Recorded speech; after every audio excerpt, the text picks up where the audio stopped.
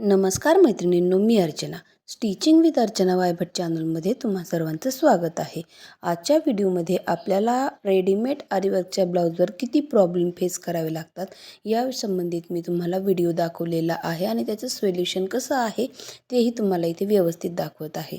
तर बघा, याचा गळा किती आहे? 8.5. ब्लाऊजचा गळा आहे 9, 9.5चा गळा आहे. आणि याच्यामध्ये ब्लाऊज कशा पद्धतीने ॲडजस्ट करायचा, तर बघा इथे एकदम एवढी जागा सुटलेली आहे आणि अस्तरचा जो कपडा आहे त्याचा गळा छोटा आहे आणि पिसाचा गळा मोठा आहे. वरतीही गळा एवढा एक्स्ट्रा सुटत आहे. जर एकदम बरोबर ब्लाऊज घ्यायचा असेल आणि कस्टमरला त्यांच्या चॉईसनुसार जर गळा पाहिजे असेल तर रेडीमेड वर्क जे आहे त्यांनी न घेता डायरेक्ट कोणाकडून तरी करून घेणं खूप चांगलं बेटर राहतं. तर बघा, या पद्धतीने इथेही गळा मोठा आहे आणि खालच्या साईडलाही अशा पद्धतीचे स्टोन आलेले आहेत. आता हे जे स्टोन किंवा वर्क आहे याच्यासाठी कस्टमर शॉपमध्ये जाऊन साडी विकत घेताना जास्त पैसे पे करतात, कारण त्यांना रेडीमेड वर्क मिळालेला असतो. त्यांना कमी पैशामध्ये वर्क मिळतो आणि छान दिसतं असं त्यांना वाटतं. पण तसं न होता काय होतं की रेडीमेड जे आहे याच्यामध्ये गळे कधी लहान असतात तर कधी मोठे असतात. तर बघा, याच्यासाठी आपण काय करणार आहोत, आता इथे या पद्धतीचे जे त्यांनी पैसे देऊन वर्क घेतलेला आहे, आपण पैसे घेऊन ते वर्क काढणार आहोत.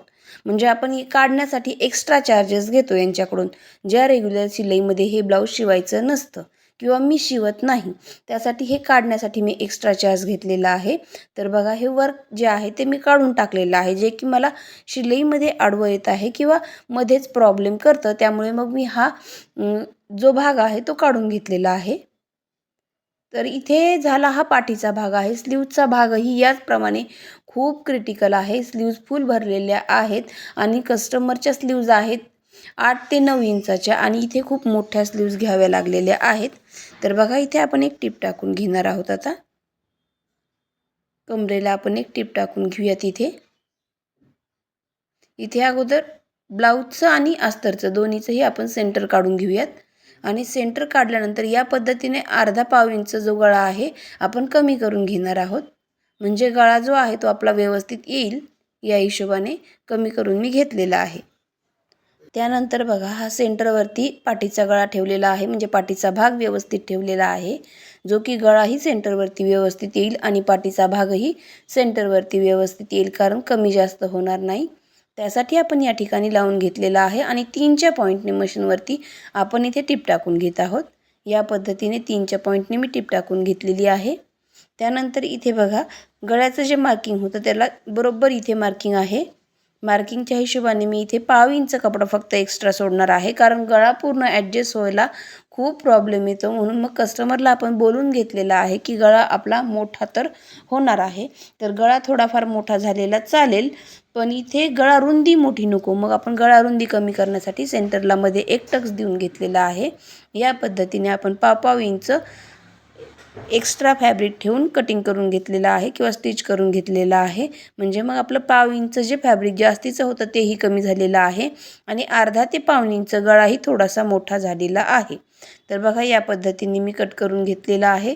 आता इथे छोटे छोटे कट्स द्यायचे आहेत, म्हणजे आपल्याला इथे गळा पलटी करून घ्यायचा आहे. गोट वगैरे इथे व्यवस्थित देता येत नाही, त्यामुळे मी इथे गळा पलटी करून घेणार आहे. तर बघा, इथे या पद्धतीने आपण गळा पलटी करून घेऊयात. या पद्धतीने आपण गळा पलटी करून घेतलेला आहे. बघा, साईडला पाव इंच एक्स्ट्रा राहिलेलंच आहे, कारण दोन्हीकडून सेम यावं यासाठी गळा मोठाही होऊ नये, गळा रुंदी मोठी होऊ नये आणि दोन्हीकडून सेम व्हावं. तर बघा, इथे 9.25 इंचाचा गळा झालेला आहे. आपण कस्टमरला या गोष्टी बोलून घेतलेल्या होत्या, कारण त्यांचा जो गळा आहे 8.5 इंचाचा आहे आणि आपण 9.25चा गळा रेडी केलेला आहे. टक्सही देऊन घेतलेले आहेत. पण प्रॉब्लेम बघा, आता इथे काय झालेला आहे, प्रॉब्लेम खूप मोठा असा हा प्रॉब्लेम आहे.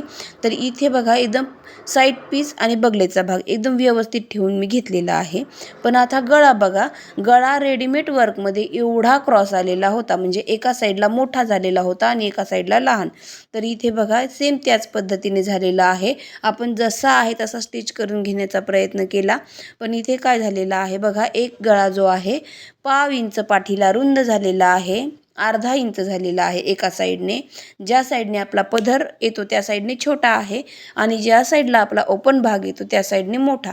आता जसा आहे तसा आपण स्टिच करण्याचा प्रयत्न केलेला आहे. रेडीमेड ब्लाऊज यासाठी घ्यायचे नाही. बघा आकारही गळ्याचा चेंज झालेला आहे.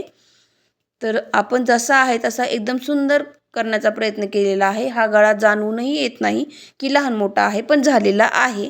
हे रेडीमेड वर्कमुळे आहे.